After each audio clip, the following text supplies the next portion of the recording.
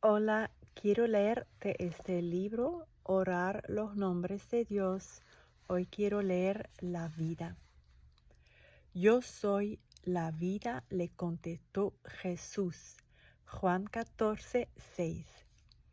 Porque la vida de la carne está en la sangre, y yo os he dado la sangre para hacer expiación sobre el altar por vuestras vidas, pues la sangre hace expiación por la persona.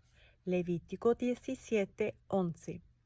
Señor, suena tan horrible y tan canibalesco darte las gracias por lavarme en tu sangre.